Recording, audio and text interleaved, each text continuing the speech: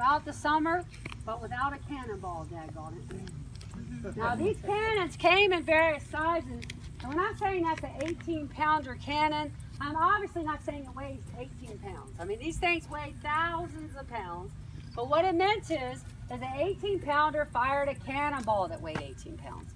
A 24-pounder fired a cannonball that weighed 24 pounds, and so on.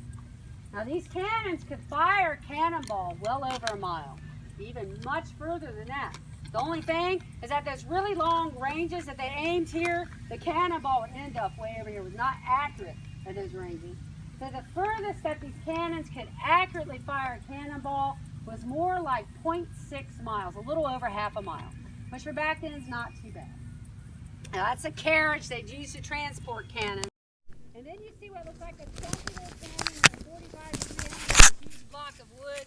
That's not a cannon, that's something called a mortar. And it's an original, and they came from tiny to large. That's a big one. But a mortar would fire a bomb. It was a hollowed-out shell filled with gunpowder. It'd have a fuse in it.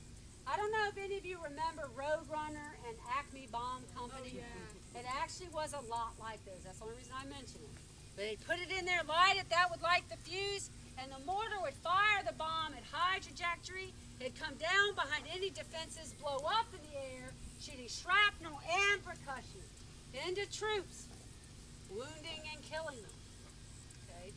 And then right beside the mortar looks like a tiny cannon on wheels. That's not a cannon. That is a howitzer, and it's an original. And a howitzer could do a little bit of both. It could fire a bomb like a mortar at higher trajectory, but it also could fire some of what cannons could fire at lower trajectory. And both the howitzer and the mortar could accurately fire up to about 0.4 miles, a little less than half a mile. Now cannons could not fire explosive shells until after 1786, when a gentleman introduced a shell that could handle the pressures of the cannon. And can you guess what that gentleman's last name was? Shrapnel. That's where we get that term from. So now, the British, seeing those French ships way off in the distance, it didn't matter anymore how hot and humid it was. They started rushing to finish their defensive positions. And they started scrounging up every piece of artillery they could get their hands on. They were taking cannons from their support ships, and the British managed to come up with 244 pieces of artillery, which is an incredibly large amount. The only thing is they didn't have too many of the big boys, but they could still ruin your day if you got too close. So they were going to have them facing all around their defensive positions, but a lot of it they're going to put out facing this way because they wanted to make the life miserable of anyone who would dare come down here and try to attack them and lay siege to them. And of course, Washington, the American and the French army were marching down here from New York City in the summertime heat, folks, in order to attempt to do just that.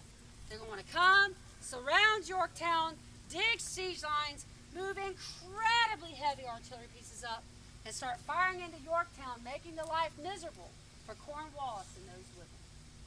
Now, the Americans and the French, they only had about 130 cannons, not anywhere near what the British had, but they had a whole heck of a lot more of the big boys.